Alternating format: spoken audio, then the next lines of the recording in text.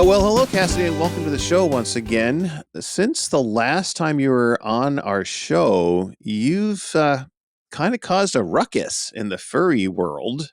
You could say that. And so I kind of wanted to sit down with you and chat with about some of this stuff and see what's going on. So first and foremost, let's start with what you do as a furry. You're an entertainer, singer, songwriter. So why do you think you've met with so much resistance in your appearances lately in the last, I would say, year and a half, 2 years?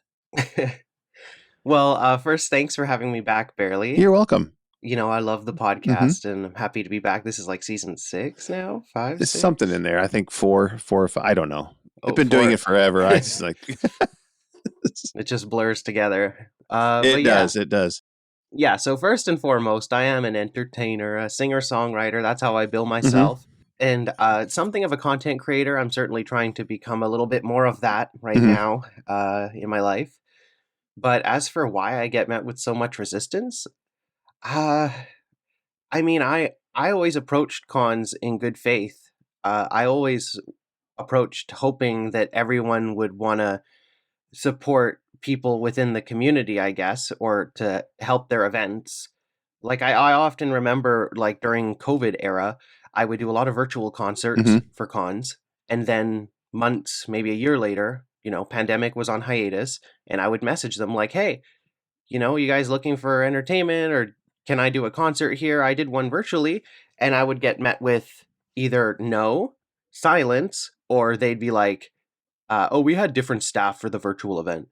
So So I know, right? So so. like, I guess it's more I don't want to say something like, quid pro quo, but like the expectation that, if I'm providing what we could call like a service or entertainment or something for your event, that you would put the same amount of effort to make sure that I get the things that I need to make sure that I am able to do the best job that I Hmm. can. And in cases like Fernal Equinox, where the staff emailed me, "Oh yeah, everything's good. We'll have everything ready," and then lied to me to my face and then spread those rumors about how bad I am to work with because they were not prepared as they said they would be in their email. Hmm. Well, yeah, if I was going to be like 99.9% of furries, I will just harbor that grudge and silent resentment for the rest of my life and spread rumors about everyone involved, just like they do with Hmm. me. But I'm not 99.9% of furries. And I think that it would be better for the health of our events if we actually talked about the things that might be lacking or the things that need to Hmm. be improved. It's that little bit of criticism. I mean, you've talked about it before, where it just becomes like, no, you cannot be doing these things. You cannot say anything against the event. How dare you? You will never perform in this town again. you, That's how it feels in the fandom. yeah, it does.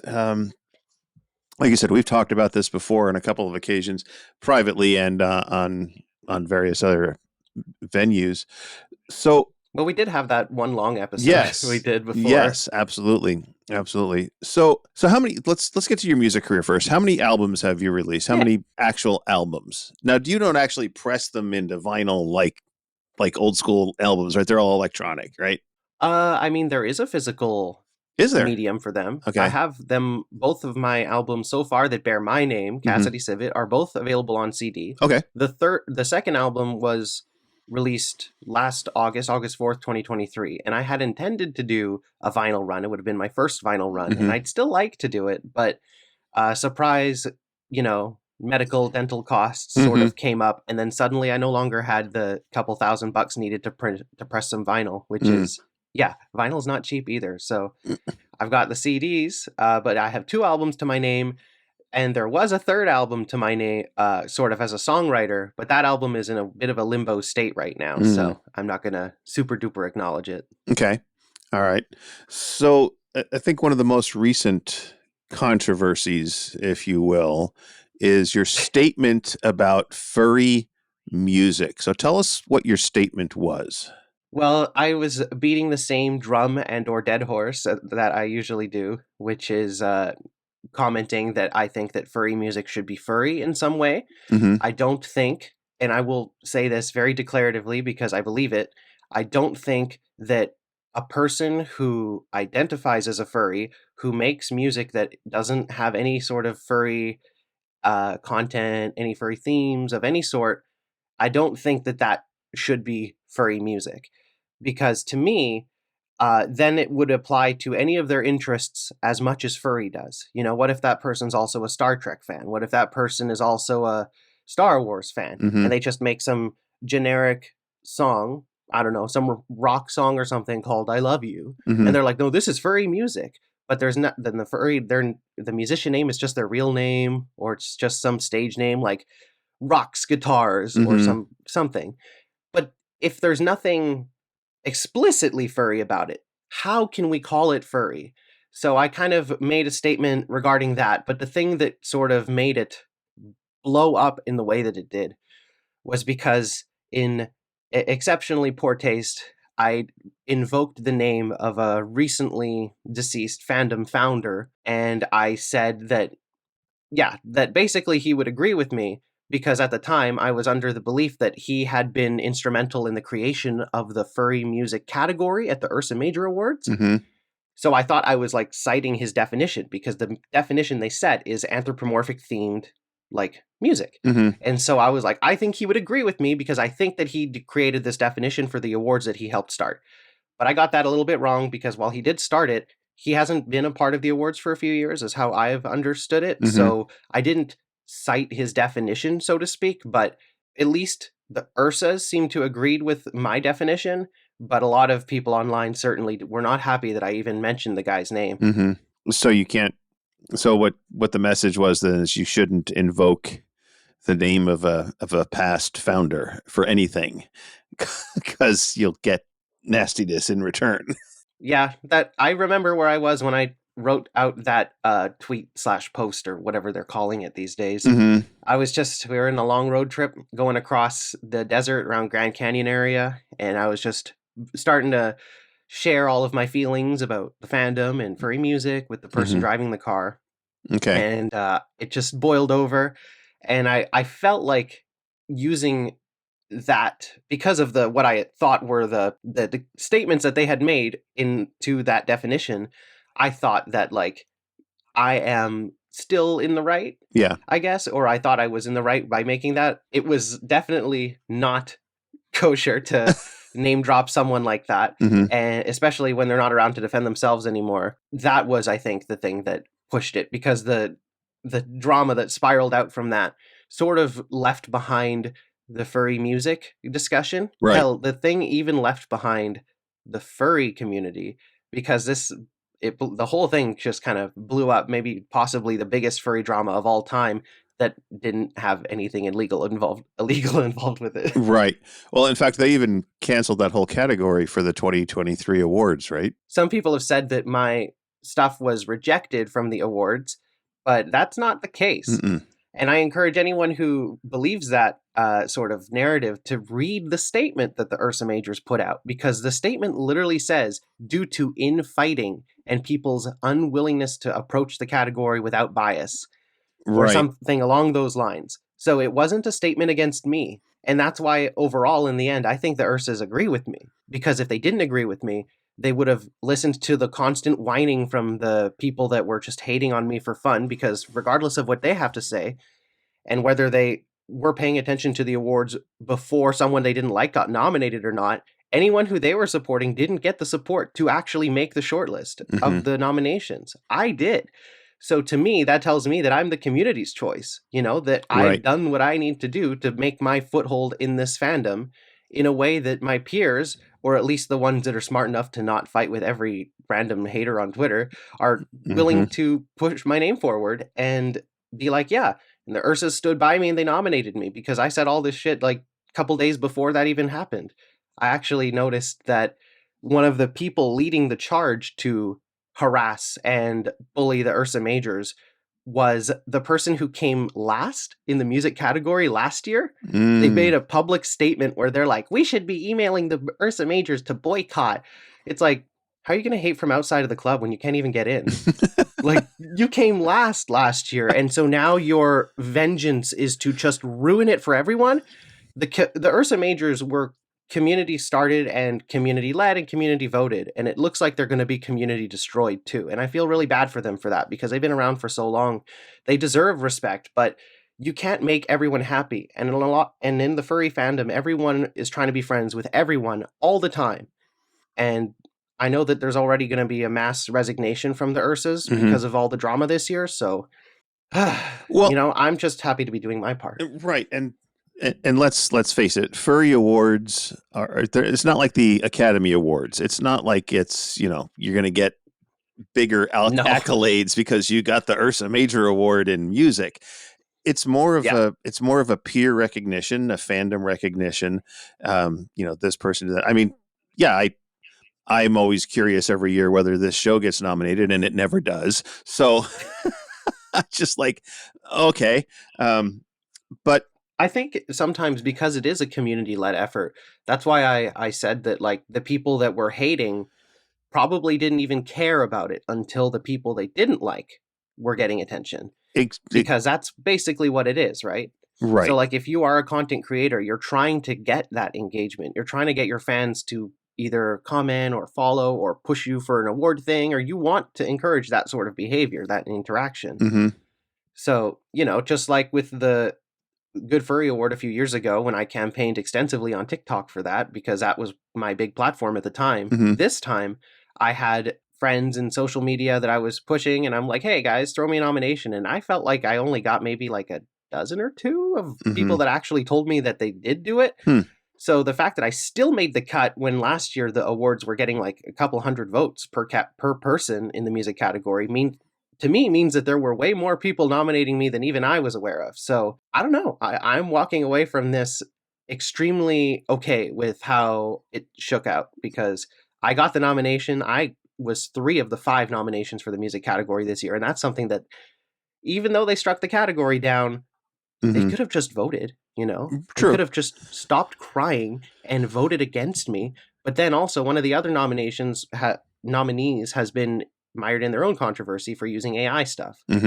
But, AI art, when they have written the work and written the music and like actually done that part of it, but dismissing the whole because of the use of the AI art. Right. And I could go on for hours about use of AI and for I'm not different defending things. It either. So I'm not defending it or I'm not defending or going against it, but I just think that I'm not going to go there because we would branch off for the next hour on AI. So I'll just say a little bit that I playing devil's advocate, so to speak, or at least sort of the other side of it, because yes, furry is a very creative community. We thrive on each other's creativity, or at least that's how I feel it used to be.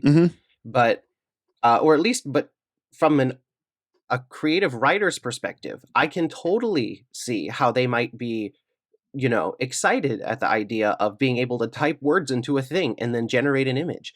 As a person who has written fiction works for like 30 years or something, the person who got nominated at the Ursa Majors, I don't know, I can see it. I know other people that are like that who might not be as like visually artistically inclined, that might be really captivated by that. And I think the loss is more that when they do that, they no longer commission the community to make art for those projects. So fair enough. I think that's the biggest loss. That's a fair assessment, I would say. Yeah, you're not commissioning for work to be done and sharing the wealth, so to speak. So yeah, have you experienced this kind of blackballing, if you will, prior to joining the fandom? Because I know you're fairly recent to the fandom, like 2017, 2016, right? So yeah, you've been in the fandom about as long as I have. So have you ever experienced this kind of activity outside of the fandom or prior to it? My background primarily outside of fandom related stuff is that I've been quite involved in like politics in my local small town or on the provincial level or even on a federal level here in Canada.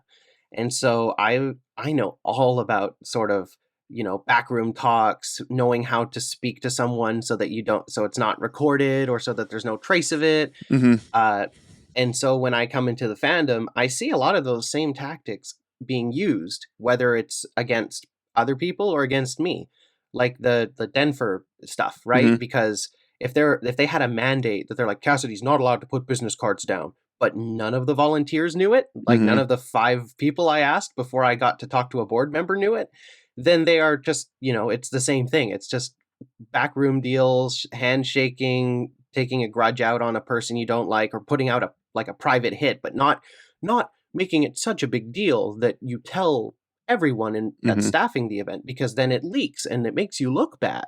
No, it's a lot easier to just be like, privately blacklist someone.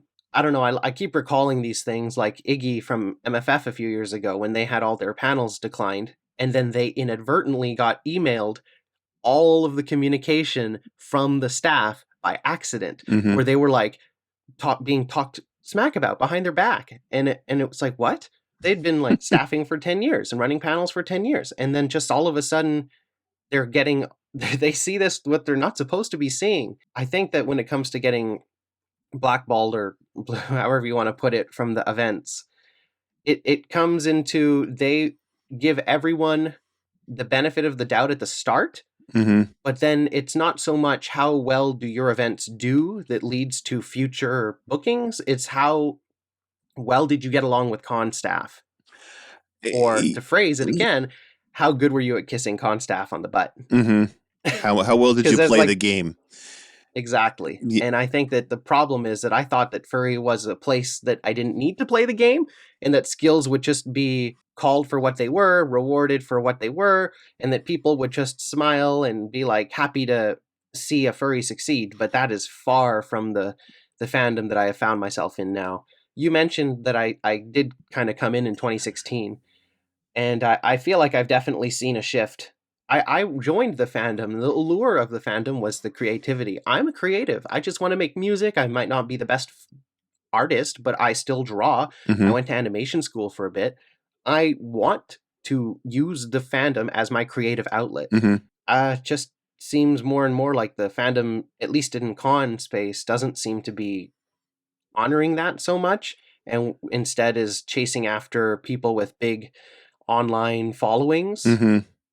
I've mentioned in one of my other videos before that it's like, how do you define who's successful in the furry fandom? Do you define it by the number of internet people that follow them on this particular website, or what about the number of internet people that follow them on this other particular website? But Mm-hmm. I posited in my video that I think it should be more about output. Yeah. Whether or not your interactions with every staff member are peachy keen, if your event is run well, if you had a big audience, if people respond positively, that should be where the buck stops. Mm-hmm. Because once people's personal feelings start getting involved with it, and then it starts to get tangled, and you have people spreading rumors. I've had people say that I'm bad to work with since the day I walked out on stage for the first time, because it's like, it's really basic stuff where I'm like, can we turn the monitors up? Why is the backing track so loud? Hey, are you guys recording this? Mm-hmm. And people just take that as the worst possible insult. Oh, It's like, you don't think I'm doing my job? oh, exactly. And as I have experienced in my life, I find that IT people are very, very, very sensitive. Never question them. Never question them. It's like they're just like IT and AV. IT and AV. They're like, this is my world. Don't ask me questions about it. So, Or to borrow a term from I don't know if this joke is going to land, but to borrow a term from like Fox News, the alphabet people. yes. But like IT and AV, Yeah. AITV, Mm-hmm. or whatever you want to call it. AITV. There you go. So how many cons have you been banned from or blackballed? And if not banned outright, how many have refused to allow you to participate or do panels? Well, we know Denver just kind of dismissed you outright and said, you can come, but you can't do anything. Yeah. Yeah. Good question. There's certainly been a lot of misinformation being spread around about this lately from people that do know better, that have literally been there to see stuff happen, that are willingly ignoring reality to spread their lies, because it makes me look worse if you keep repeating, Cassidy's been banned from 6 cons, Cassidy's been banned from a dozen cons, Cassidy's been banned from like every con, everyone hates Cassidy all the time, oh my god. But no, the only con I've ever been banned from was Denver 2023. Mm-hmm. And it was in person. They took my badge away because they accused me of selling merch or my music stuff, CDs, in con space. And I heard someone say that I tried to do a concert in con space, which I did not. And I also never sold anything in con space. The only like CD I actually handed to someone was to Denver's own musical guest of honor because they had paid me earlier for it, Mhm. like over PayPal. But no money changed hands in con space. I just handed them a CD. Hmm. And the only other CD I sold at Denver was at the pool deck area, which is also not con space. Mhm. So yeah, so that was their accusation, and I told them, hey, can you provide it in writing so that I know what the accusation is? And they were like, no. Of course So I was not. like, okay, so you're a bunch of cowards, and I'm gonna make a video about you. And honestly, I'm rooting against Denver at this point. I think AEIOU has kind of been publicly imploding for a while now, so Mhm. I don't even know if the con will happen. They certainly are acting like it will. But Denver is the only con. People have said, oh, banned from FE. No. Oh, God. There's a couple idiots online that keep taking screenshots of my YouTube videos of the Mhm. thumbnails. They don't even watch them. They Okay. take the thumbnail and they're like, wow, Cassidy's been banned from all these events. Oh my God. That's what the videos are for. Like, this is why I'm happy that I've kind of gotten off Twitter as of late, because it's clear that nuance and critical thinking has died a very painful death lately. Because if people are like reporting on thumbnails and titles as though that's the whole story, Mhm. then you are just like, I don't even know what to say, but I don't want to get too mean, but like Come on there down is to no, America and join the MAGAs because that's exactly what they do. oh man, I don't want to say that there's something of a mega mental mob mentality pervasive across the fandom right now, but with the number of people that think that using gifs from RuPaul's Drag Race is a way to communicate, I think I think it shows you just how terminally online some of these people are. But Exactly. yeah, Fernal Equinox not banned. They just removed me from the dance comp without telling me Mhm. because of the AV's accusations that I said stuff, but then they never actually said anything. They even emailed me their complaints, and nowhere amongst the 4 complaints was a single specific quote of a thing that I said Mhm. that was like insulting towards AV. So that was a lie. IFC, people like to say, oh, that was like randomly Australian. People like to say, but no. IFC did not ban me either. A lot of people really get that wrong too. Yes, they did dismiss me as guest of honor, but I never had a signed contract with them, and I worried for months that they were going to screw me. Mhm. I even told the old chair of the con, hey, I don't have a contract with them. I think I'm going to get screwed. I told him that like several months earlier because he had retired as con chair. He stepped down Mhm. after choosing me as guest of honor. And then I later found out that there was, I think, a death in the IFC family. And so, like, a majority of the board resigned and they were moving to a new venue. So they had a whole new group of people running the show. They had a whole new host of problems and from a new venue to contend with. And then they also had to worry about paying for an international performer to come in that they Mhm. didn't have a contract with, that they also didn't choose. It makes sense that they would, like, tell me to hit the road and instead choose a local, which Mhm. I believe they ended up choosing Status Ferret, which is a good pick because they are a local Midwest person that makes original furry music. And I give that my blessing. Like, good for them Mhm. that they got the spotlight. It's the framing of it, right? Because IFC put out the vague statement and people just interpreted it how they wanted and ran with it. Mhm. But there was so much more going on behind the surface of a vague Twitter statement in con staff circles, right? The discussions and all the inner workings you never see. You only see what they are posting, Mhm. however vague or however direct it might be, or poorly thought out, or extremely thought out. You never know. Right. So, in terms of cons that I've been banned from, it is literally just one. Some people said that I would get banned from Vancouver for all this, but no, they removed my panels because of threats that they were receiving to harm both me and my safety at the event and their event itself. People were actively like saying that they were going to go into the space and like smash shit up if I was allowed to do stuff. So they didn't even do it because they were making a statement against me. They did it because the other side, the only way they could get what they wanted was to get violent.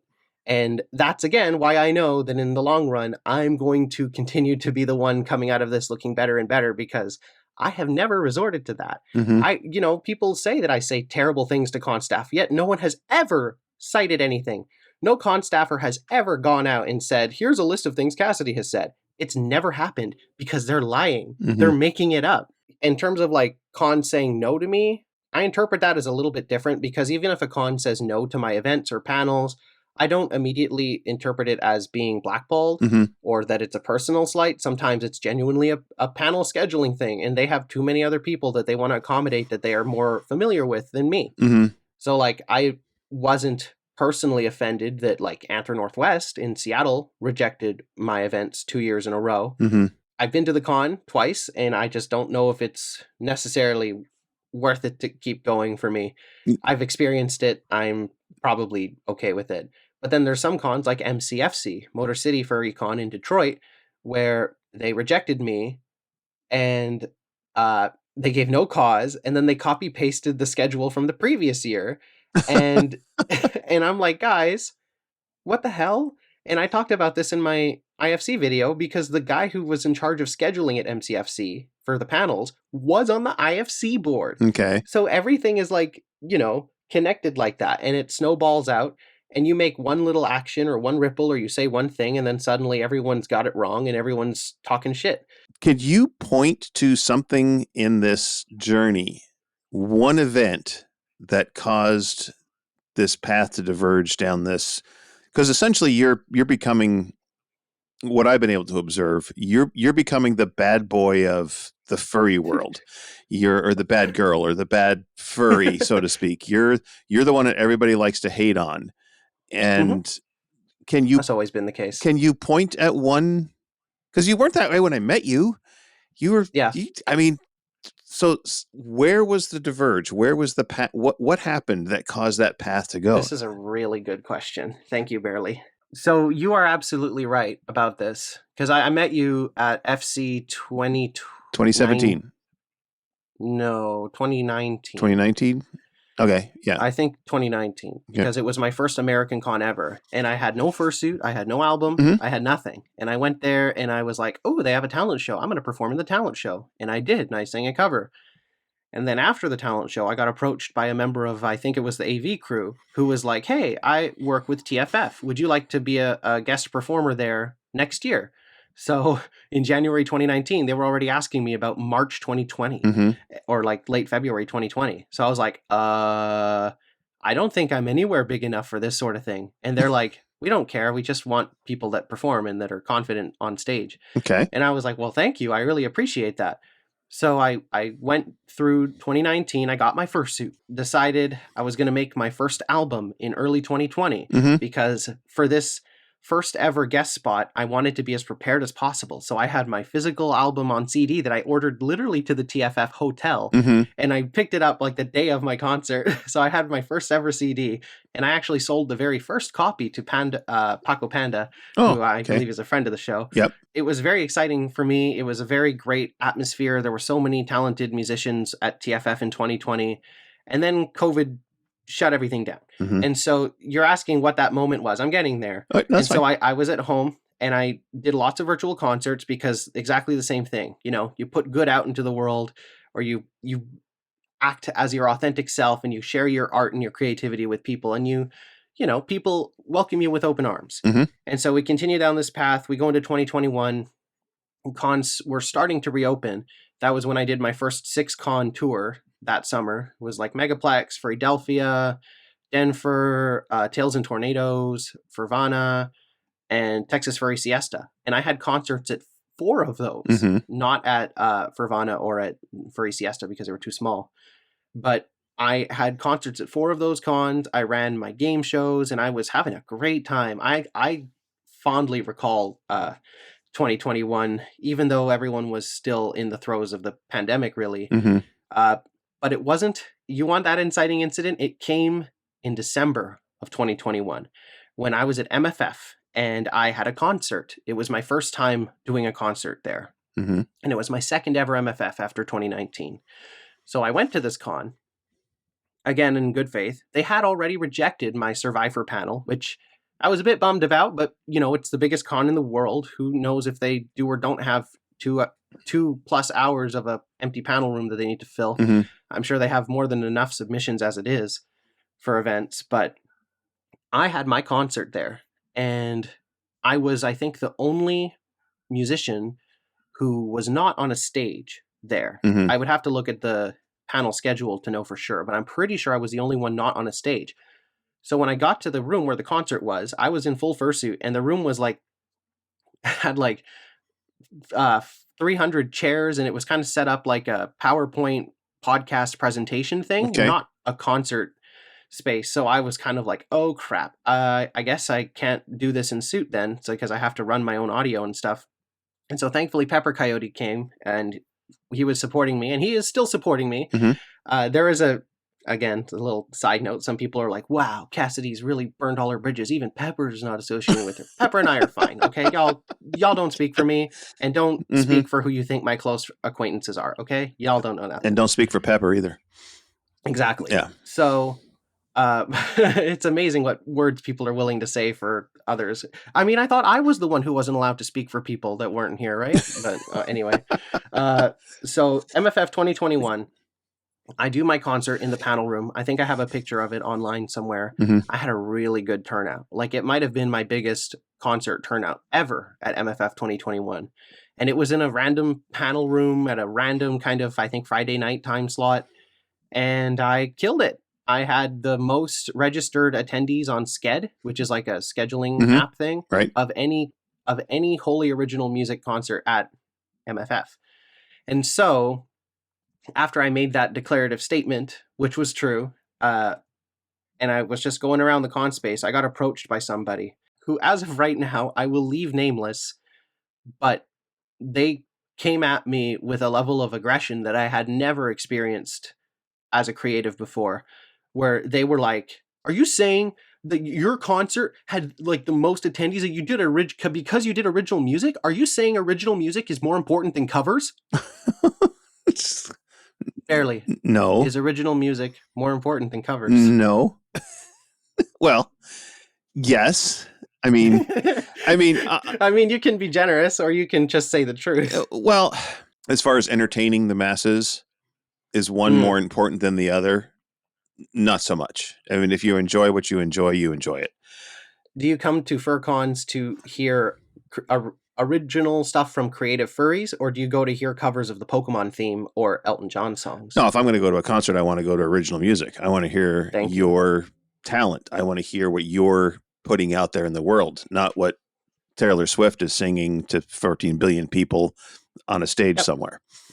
She has enough money. Those artists are doing fine. You think Pokemon's hurting? Do you think they need the exposure from, this random person or whatever band that decides to cover it at a certain time? Like, okay. Mm-hmm. So this person came at me with knives out like that. Like, they were pissed off that I outperformed their show. Mm-hmm. They had a show and they got main stage, and they couldn't even start on time. Mm-hmm. And their show was mostly covers. And so they were just pissed at me, and they came at me like that. And they were saying things, I don't even know if I want to repeat too many of them here, because they were threatening basically my career, my livelihood. And they're saying I'm going to take those opportunities away from you that you got because of your skill level to this point. You're working with this person. Well, I'm going to talk to them, and you're not going to be working with them anymore because I've decided that you're my enemy now. And I was in shock. This person was someone that I would literally describe as a poppyfur. They've still maintained that position to this day. And so I was in shock. Thankfully, the person at the time that I was working with was like, yeah, this is stupid high school drama. You write better songs than they do. You're fine. Yeah. And I'm like, well, thank you very much. But that was for me the turning point. That was the turning point. I went from really just hoping and wishing for the best for everything and everyone to realizing that the fandom is not prioritizing, I guess, creativity anymore in the way that I thought that it did. Mm-hmm. Because the main stage and however it is, the performances continue to go to people not for their musical output or for their body of work, but for how many stream audience people do they have. And, that's great. Good for them. But I didn't join this fandom to play the parasocial relationship game of, trying to add value to what should be just I'm going to play this video game, or I'm going to watch this video, or I'm going to do this. But instead of just doing it, you broadcast it and you're trying to make a career out of it. And I don't know if it's just me, and this could be a hot take thing, but I kind of see that level of like Twitch stuff Hmm. as the lowest, like the death of creativity, essentially. Hmm. So I come into the fandom, I have a character that I've created myself. Every song I've sung is written by me, composed by me. I've been putting the work in for years, as I've said repeatedly, and I get threatened and I get insulted by a person who's like doing Pokemon theme covers Hmm. on the main stage and can't even start on time. It, So I'm like, how can I compete with this? I can't. So I have to, instead of being like, oh, well, thank you, I'm just going to keep this quiet and we can be friends in 3 years when I have as many followers as you do.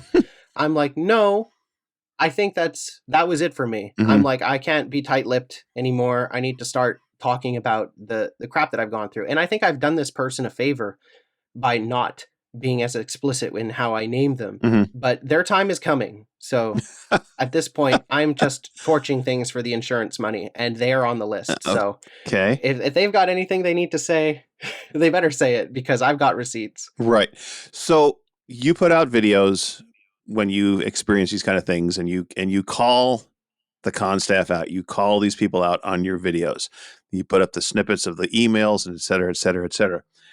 How much hate from the trolls do you get on your comments? Or do you see more hate, or do you just see more agreeance? Agreements. I don't get a lot of hate on the comments on these critical YouTube videos. Hmm. Occasionally, there might be a comment or two where the person is saying like, "Cassidy, you know that cons talk." Someone commented on the AEIOU video like that, Hmm. and I have friends in some of those con leadership circles too, and they've reassured me that AEIOU doesn't communicate with anyone. They're their Hmm. own insulated little group of friends there.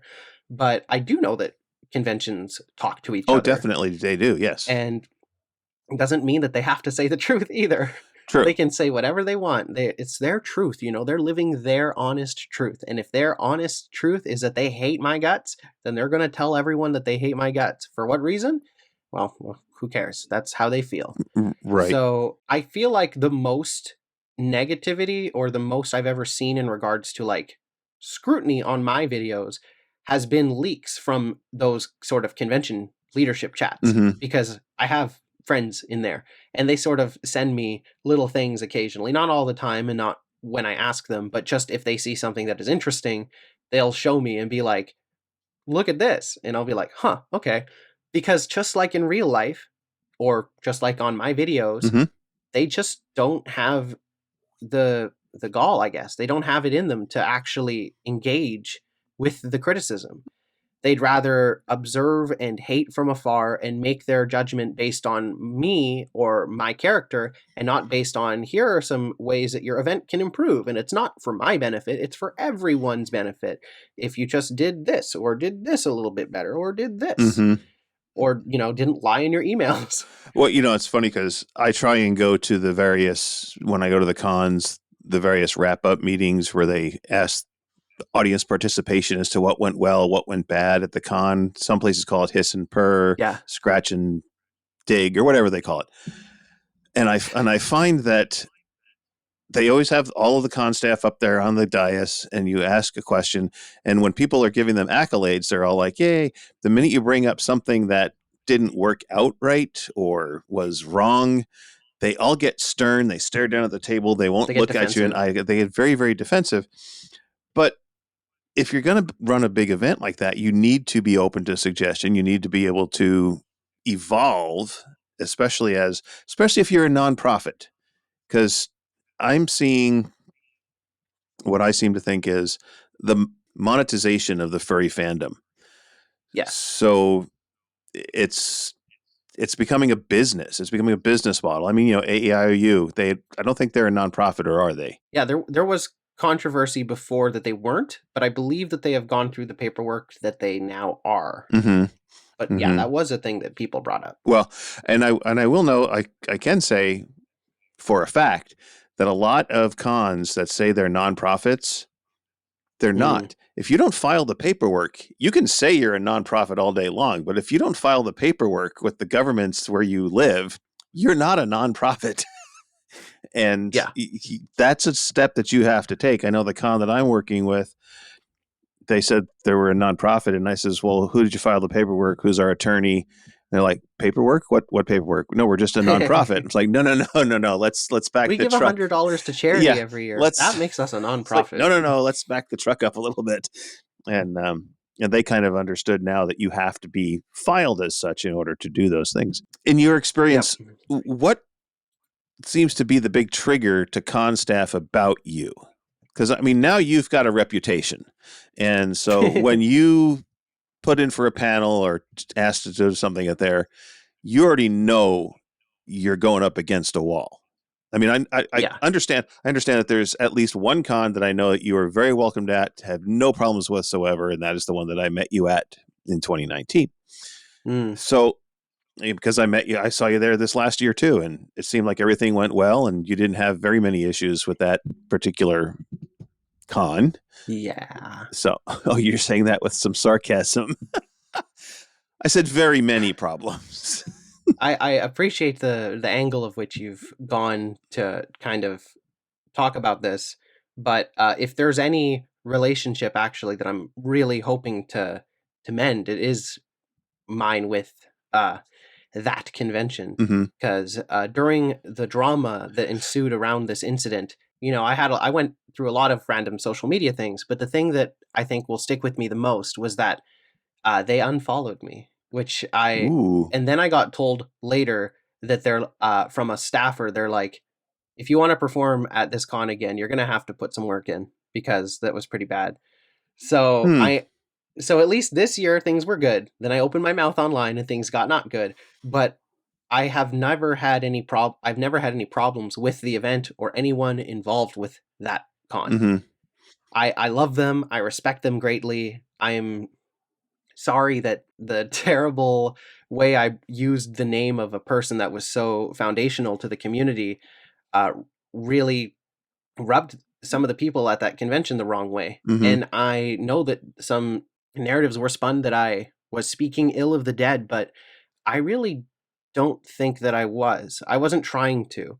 I was trying to use a thing that I thought they had said in my argument, which was wrong, but I never insulted them. I didn't speak ill. That wasn't the intent. So if people in yeah, Did you retract that once you realized that you had misquoted them or misunderstood their intentions? Did you retract that or say anything back to people, or did you just let it ride? I think I did say, not necessarily in an apologetic way, but I think I did say that I didn't speak ill of the dead, probably more defensively than apologetically. Mm. I think I did say that, but I haven't gone out of my way on X/Twitter Right. to reawaken the beast. I'll be saving that for the YouTube video that I'm intending to make on this, because I don't want to just come out of this like I don't feel bad for certain people, or for that I did things that weren't a little messy in their execution. Mm-hmm. So I want to maintain and I want to repair those relationships. There were people that used the situation to take advantage of all of the eyes that were on me and the circumstance of the day. Mm-hmm. And those are people that I don't want to. I have no interest in rebuilding bridges with them, Mm-hmm. because if they're okay with, demolishing the bridge, then they have to be okay with me torching it for the insurance money too. So it's a two-way street, whatever the opposite of a two-way street is. I guess it's It's a like one-way kind street. of the exactly. But there are people from this incident that I genuinely know that I hurt, and I don't want them to think that it was because I was trying to insult someone they were friends with, or someone that may have played a really big part in their lives. That was in no means what I was trying to convey by invoking his name. So, what about me as a person triggers con staff or just gets people on my case immediately? It really comes down to the fact that I talk a lot. I don't know when to stop. I like to have discussions. Mm-hmm. Whether or not the other people want to have discussions really is the defining factor of whether or not those are well received or not. Because not everyone wants to have the discussion about whatever topic. And I'm always willing, because coming from a background of politics, I understand that you can't just block people like out of your life, so to speak. Mm-hmm. You can't just live in an echo chamber or in a bubble for your whole life. You will, whether you like it or not, be exposed to other people with conflicting ideals. Whoa. Mm-hmm. But I guess where we're at in today's society is that we've really gotten good at insulating ourselves. And in some of those con exec and leadership circles, they're really good because all they have to do is just not look at social media. And then all they're hearing are the things that their friends are saying or that are backing up their already, the things that they already believe in. Mm-hmm. So I come onto the scene. I just submit my panels. I feel like I approach every convention that I go to in good faith. And yeah, sometimes it would be nice if they were like, yeah, we're in need of a musical act this year. How would you like to do it? And Mm-hmm. I'm like, oh, gee, thanks. But then like a con that's had like, I love Pepper, but has had Pepper as their guest 4 times. Mm-hmm. And then I'm like, hey, can I get in on this? And they're like, no. Yeah. And I'm like, okay, well, thanks for nothing, I guess. Yeah. Sorry that I did a virtual concert for you during COVID. Right. The con that I'm talking about knows who they are. Right. And it's not like I want to say I am against them forever. I don't want to be. I want to see the community grow. I want to see conventions grow. I want to see everything get as good as it can get. But I know that it's my presence. I've tweeted before where I'm like, oh, it's crazy that my presence pisses people off just on site. And while some people are like, well, shouldn't you take that as like a strike against your character? It's literally been like this since I was in like school, elementary school and stuff. Mm-hmm. I always knew kind of how to maneuver in a way that like the students, my fellow peers hated my guts, but the teachers all really respected me because they knew what I was doing. And so even still to this day, I do have, furry fans. I have fans of my music and my content and what I do have to say, but I also have friends in those like higher up leadership con exec groups. They might be the minority now because, hate's a hard thing to overcome. Mm-hmm. But because I've been so unwavering and I haven't done anything illegal in comparison to some terrible furry dramas here, I'm not signing contracts to speak at Free For All or anything like that. I'm just trying to be the West Coast Canadian girl that's like, I'm here, I'm queer, and I am not going anywhere. Yeah. And I am not keeping my mouth shut for your benefit. Mm-hmm. That is it. Some people would prefer to benefit from my mouth being shut, and those are people that I just don't want to associate with. And it's if they're in power. So what I'm hearing is you're not going to give up this fight. You're not going to kowtow. You're not going to disappear quietly into that good night. You're going to fight to the bitter end. Oh yeah. Okay.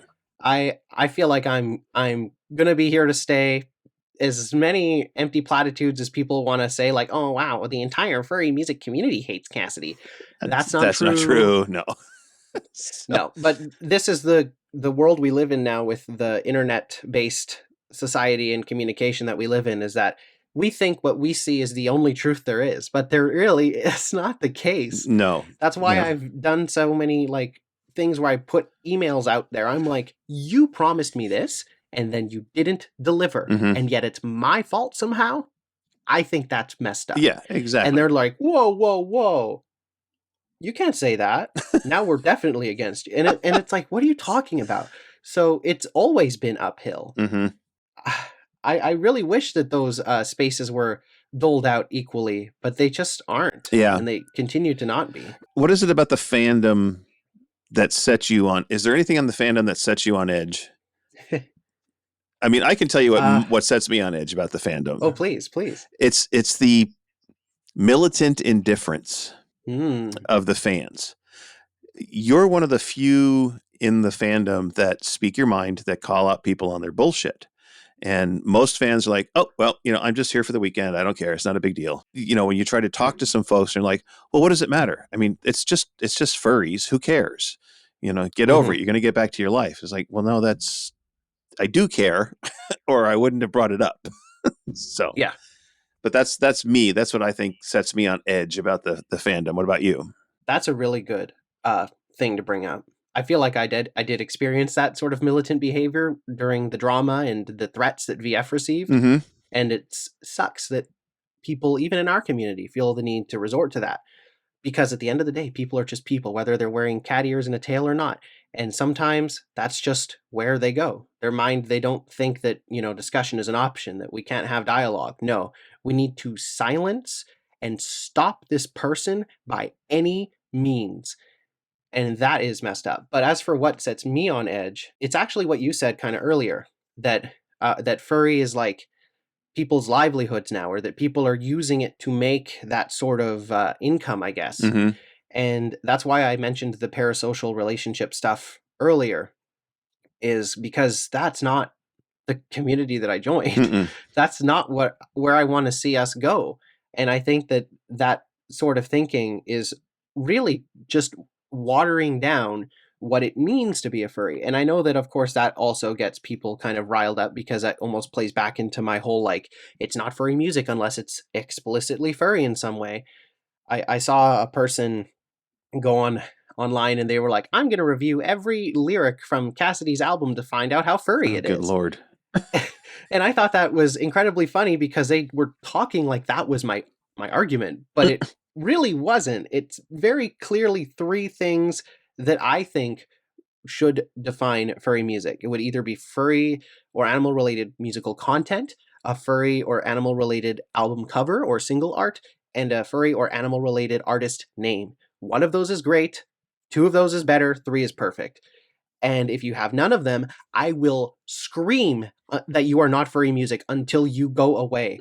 Because I've mentioned this as an example online too, where I'm like, if we just start accepting any work made by a big quotes furry as being quote furry work, how, this is the logical extreme of this, but then how long until we get a dealer's den or an artist alley full of furry artists drawing humans, Mm-hmm. depicting their favorite Bible scene with humans, Mm-hmm. or whatever it is, just because they're a furry artist. If the musicians can do this, why can't the artists? Why can't the writers? What if we get, just the furry writer is a furry writer, but oh, look, he's just writing a bunch of pulp stuff for the drugstore that's just really basic, normie, straight relationship books or whatever. Mm-hmm. Like, yeah, they're a furry, but shouldn't the content at the convention be furry? Probably. Yeah. It's like, But you're at a furry convention. this is why the online stuff makes it so hard to grasp where people's minds really are, because in person, their answers and the people you meet are a lot different from the people online. Oh, yeah. It's so much easier to hide behind a keyboard than to talk to somebody face to face. It's not even necessarily hide as the term I would use here, because the online community is extremely distinct from the community of people willing to engage in person, period. Like, I had a poll up, also kind of circling back to furry music. I put a poll on Twitter that asked a really simple question. Is FNAF music, Five Nights at Freddy's music, furry music? Yes or no? And I don't know. How would you vote on that, Barely? I'd say no. Thank you. No was the winning option. And I could not believe it, because right now, cons seem to have their favorite performer that they like to platform every so often. Right now, that's CK9C, who is a furry, as far as I can tell. And I sat through their entire concert at FC, which was the only other concert that weekend but mine. And I got second stage, they got main stage. And they have label connections because FNAF got a movie made and all this stuff. But I was listening to the music there, and I was like, I don't think this is very furry. Like, every song is talking about run or hide or die. It's like, okay, not one song about how the anthro animatronics are having a party. No, just death all the time, death running and hiding. Okay. So, and also, let's not even forget that not even all the animatronics in FNAF are animals. There are literally human animatronics in the game. So you can't just like call it, is Guardians of the Galaxy a furry movie because it has a Rocket Raccoon? No, I don't think so. So in person, is Warner Brothers cartoons furry? No, it's yeah, but they're anthropomorphic animals. Exactly. Yeah. There are lines and there are definitions worth using.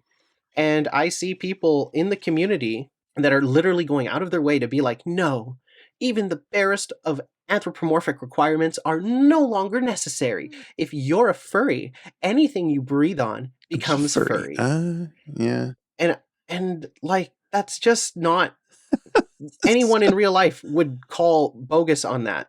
But online, if you don't, their entire Discord community is going to come after you, Oh, and yeah. they're going to be hurling insults at you, and they're going to hate your guts forever, and they're going to spread rumors about how you're the worst person alive. But in real life, this just doesn't happen. Mm-hmm. People know, or furries know, what is furry. So the thing that sets me on edge with the fandom is this weird shift, because at the same time that furries cry, kick, and scream that they don't want the fandom to be mainstream, we don't want to be mainstream, you are doing that. Mm-hmm. You are doing it in the worst possible way by removing the thing that would make it definitively furry. For what reason? Not to appeal to more furries. So the only reason you must be removing the basic furry requirement is mass appeal, I guess? Like, that has to be the only reason, right? Like, when are we going to get our first VTuber that doesn't even use an animal character, but they're a furry? And then we just have to, like, have this anime character as, like, the face of the community because the person who uses that identifies as a furry. Mm-hmm. But that hasn't happened yet. None of the crazy, exaggerated scenes that I have depicted have happened yet, nor the humans in the dealer's den at the conventions. But, you know, if you don't stand up now, when do you get the chance? I can tell you that there is a bigger trend of portraying humans in the furry fandom in the art that I've seen at the cons the last couple of years. So instead of all furries in the picture, there's furries with humans. So that transition has started. It's not necessarily a bad thing. I think the idea of animals and humans coexisting and working together and playing together and all that stuff is a good thing, but I don't want to see it go to the other thing. My other comment that I wanted to make real fast is Five Nights at Freddy's is not a furry film. It's a film about killing and abusing children. Should we not have songs about that at furry conventions? We should not have songs about that at furry conventions. I'm going to say that, and I'll die on this hill. Well, FC is not going to be a fan of that. I mean, did they watch the movie? Did they play the game? Well, they probably just played the game, because the movie really brought out what the whole thing was. And the movie was literally written by the guy who made the games. So that's the product he wanted to make. Yeah. So I'm not sure that embracing that movie and stuff is good for the furry fandom, but that's just me. I know. And this is just my opinion too. But like I said, I think at the end of the day, people do agree. Mm-hmm. They just might not be willing to, who wants to go online against the FNAF community? Yeah. Not many people, I would expect. Yeah. But those, they're kind of youngish kids for the most part. The FNAF people are like 13 to 16, I think, the bulk of them. Mm-hmm. Oh, we had this is a totally tangent thing. Vancouver happened a few weeks ago. I know you were there, or you weren't there. Taven was there. Taven was there, yeah. But in the charity auction, the room was like, the convention skewed quite young this year. There were a lot of teenagers, adolescents there. Mm-hmm. And they had this meme that they kept saying. You might be familiar. It's the one that's like, yippee, where they're just all screaming that. Uh-huh. Yeah. And so the room was just full of these high school kids just screaming yippee at anything during the charity auction and closing ceremonies. Okay. But then they actually brought out like a drawing of that yippee mascot character in the charity auction. And they're like, here you go, guys, to satisfy all the yippies. Bid on this for the charity. And the thing pulled like $80. because these kids might be the loudest. They might be the ones you notice, but they have almost no impact in terms of like the con. Mm-hmm. Huh. I guess is what I'm trying to say. It's not that they're bad or that I want them to go away. It's that that meme or the thing that they hitch their identity to, or the thing that becomes their funny thing for the weekend. It's a low tier meme. Mm-hmm. It couldn't even pull 3 figures. It's not a 3-figure meme. It's not a 3-figure meme. So I guess that's what I mean in terms of where I think the fandom is headed, is that it's shifting, and the shift has already happened from creative output and just respecting the creatives for the work that they do, to who's got the biggest audience, who's got the most money to spend on a cool new VTuber avatar with body tracking this year, who's got the money to do that, and then get an audience, and everyone can just fight over the same couple dozen viewers to see who wants to watch who play Mario Party, or who wants to see who watch XQC videos, or whatever the low effort thing that they're doing is. If there were more furries in this space doing creative things and having that audience, like we all know Jib Cody, right? If Jib Cody was a Twitch streamer and was streaming themselves doing animations, amazing, incredible. Let's see more of that. But that's just not where we're at right now. The creatives have to do their thing independently, because the fandom doesn't reward creativity anymore. It rewards pre-existing clout, basically. If you I agree. I would agree with you 100% on that. I think popufurs are the worst thing for the fandom. It's just my opinion. I think we should, if I were to chair a con, I would call it the unpopufur con. I get all the people that are and all the furs that are having controversy and stuff. Just put a whole con together with all of your stuff. Pull them all together. It's like just have a good old time or political furs. I don't know. Anyway, well, Yeah. A lot of the people in like the con leadership stuff, I think in a lot of ways that they they want that separation between furry and real life politics stuff. mm-hmm. But when the furries start to have those kinds of spicy opinions, then the politics has entered the furry fandom. And I mean, some people say furry's not political. Furry's been political since the day it started. But we're not talking about the wider Right. politics. We're talking about interpersonal, social politics. And it's a small community at the end of the day. And if one person's, wrong opinion or hurt feelings impacts you for the rest of your time in the community, you're never going to forget that. And that person's probably going to still be here. Just like that inciting incident for me in 2021. Mm-hmm. That person is still here. That person is still getting guest of honor spots. And the con's making that person guest of honor, I won't be attending. Yeah. And ne'er should you. So, and I'm sure they'd say the same for me, but at least I'm not lying about having a Grammy Award nomination. There's another hint as to who this person is. Okay.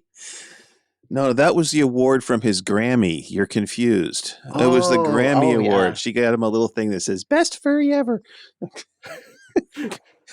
Best Furry Grandchild. That's right. It was my Grammy Award. Yeah, maybe that's what they mean. They can get me on a technicality. They'll be like, aha, Cassidy. Yes, look at you. Look at you. You fell into my trap. Evil tenting of fingers. So, well, Cassidy, we have talked for over an hour. I appreciate you coming on and discussing this. We've been talking about doing this for a few weeks now, and I'm glad that things are working out. I hope things get better. I will fight for you to the death because I have never seen a furry. You're the only furry I've met that is willing to step up and say things and call people out on their bullshit. And that's not a popular stance, as you are well aware. But I think we need more furs like you in the fandom that call out folks on their stuff. And honestly, I don't think con chairs should go year to year to year to year to year. I think there should be a term limitation on cons and board members so that you get fresh blood in there. You get folks that start dealing with their personal biases as opposed to what's good for the fandom. And I'm getting on my soapbox now, so I'm going to get off. Hey, I've been on here the whole time. There's room for one more. Well, this is about you, not about me. I'll just do a monologue for the next hour about my opinions. But I do appreciate it because I am, of course, not afraid to speak or say anything. And you've been doing the podcast for so long with like Tabin, but you don't get the chance to go into it like this with Tabin. No, I don't. So I appreciate when I see that side of you too, because I know the kinds of conversations we can have about this, because we agree, this stuff is our community, and me and you are like, we're not that close in age, but we have the same thoughts on this because the stuff just doesn't change. Right. So that's why I appreciate when, you're that kind of honest here because I think a lot of furries also just assume that like the fandom is like a bunch of dumb teenagers or a bunch of 20 somethings. And that's like all there is to it. But the people that run the events are not those people. No, they are not. They're closer to you than they are to me. Exactly. And the one thing I did notice, I was at BLFC last year, and as I was walking around the dealer's den, I think I saw 2 dealers that I had seen at other cons. All the rest were new groups, new vendors selling stuff, with the exception of Bad Dragon. They're always there. But and as I walked around, it's like, wow, this is interesting that some of the standards that you would see at every con was not there, and yet these people were all about making money off the fandom. And granted, I will be the first to admit that the fandom has a lot of disposable income to spend. Yeah. I mean, fursuits alone give you an idea of just how much disposable income people have. And some folks like you, furs like you, that have scrimped and saved to get their fursuit, and you're not trust fund babies that, oh, No. I need $17,000 so I can have a light up fursuit, and poof, it appears, because they have the money to spend. And I think a lot of capitalists, and I'm sounding very political now, but I think a lot of capitalistic folks are cashing in on that. It's not a Yeah. it's becoming not about the fandom, it's becoming about the almighty dollar. And who is earning those dollars? The individuals. Right. And I did hear a rumor. I can't verify it. I couldn't find any information, but I did hear a rumor that the vendor fees for BLFC last year were tripled over what they had been before. So, Yeah. I think I'd heard that too. yeah, I have a feeling that the GSR in Reno it's a great venue, but I have a feeling they're trying to push the furries out. it could be. It could be. They pushed them to the weekday. Yeah. Like that wasn't a choice they took. No, but I'll have to tell you, it was actually a funner con over the weekdays than it was over the weekend, because there were less normies hanging around. The gaming floors were basically everybody at the convention, and the locals just didn't hang out there. So it was almost like it was exclusively furry for that week. And I plan on going again because they're doing it again during the week. And there was not a lot of lines at the restaurants. There was not a lot of lines, except for Starbucks. There's always a line at Starbucks. And Porta Subs, I could get a sub in 20 minutes as opposed to 4 hours on the weekend. That's interesting. And other than somebody that didn't like furries trying to give us all chemical burns in the pool that one day, things were pretty good over there. Yeah, the one thing, as a person who didn't go to the weekday one this year, and I did go to the last two BLFCs before that, was because I'm working on a video right now myself. Mm-hmm. I don't know if I want to say the title yet, but I noticed while I was looking that because BLFC has had good concerts in this venue, and I found it interesting that no one from the previous year returned for the weekday concerts. So yes, you're right. Very different people attended the weekday con, and it's not even a bad thing. It's just a different. It's just a different thing. Wasn't the choice of the con though to be weekday. No. So I just worry that the GSR is trying to slowly nudge us out the door. Actually, I think what the GSR is trying to do is fill up their con space all the time. And yes, and this is one way to do it. And quite frankly, also it came up against the same weekend as PawCon, and a lot of the standard vendors and entertainers are going to be at PawCon, so they couldn't be at BLFC Monday to Friday and then be at PawCon Friday to Monday. Yeah. So, in fact, they even ran a shuttle from BLFC to PawCon if you wanted to take it, as opposed to having to take a bus or a truck or a plane.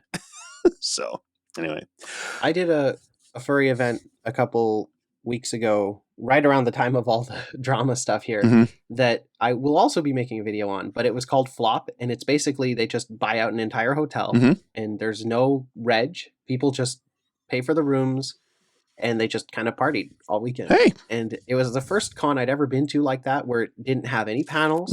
It had DJs, had no reg, had no charity. It was literally just furries with the money to buy a hotel room, come out to this hotel in the middle of nowhere and let's party. Hey. So I don't know where the fandom is going to go in terms of our events, but I think that the events are going to start to change, and whether that's moving to weekdays or sort of getting away from the burdens of complex hierarchies of staff executives and event running and all this to just be like, hey, let's party. Yeah. I don't know. I mean, I see more of those. You've got all the camping weekends and all that stuff. You're seeing more and more of those pop up all over the place. All right, Cass, I'm going to let you go back to your life and getting things I can't wait for the next controversy that I see Cassidy Civet coming up Well, on. if So, I'm able to maintain my distance from social media, hopefully I will be able to. I did actually delete Twitter from my phone good. for the first time since I got the app in 2008. Oh, wow. So you can ask like my roommates. It was quite my soon-to-be former roommates. It was extremely painful. My finger hovered over that delete button Like, for a lot longer than I'd like to admit. So yep. All right. Well, thanks again for coming on the show. And we will chat with you again. I am sure of it. And you'll be the lead. you know it. You'll be the headliner at the UnpopuCon. Yeah, I very much have used the Popufur label ironically, or as ironically as I feel like I am using it. Mhm. Some people see me with my like badge that says "Hi, I'm Popufur," and they're like, "Oh my god, Cassidy's like me." But like, if you don't see the fact that I also have a shirt with big gold letters that says Popufur, and see it as just leaning so hard into the irony of it that it's like, I don't know, that's how I am interpreting it. I'm not walking around like I'm like a big time celebrity or anything, Mhm. but I'm just willing to stand by my work. And in the fandom that is kind of deliberately trying to drop its seemingly furriness to get that sort of mass appeal, I will continue to make music that uses my character and that uses furry art that I commission Mhm. and release it.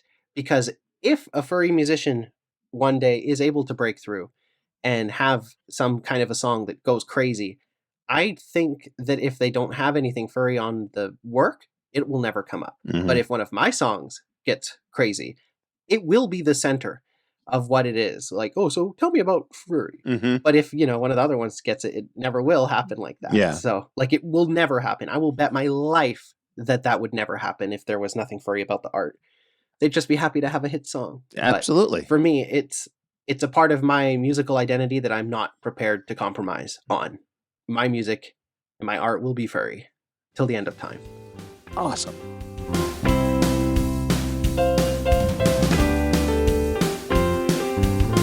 Barely Furcasting is an Injured Nerve studio production and is found on all major podcast platforms or can be heard directly at barelyfurcasting.com.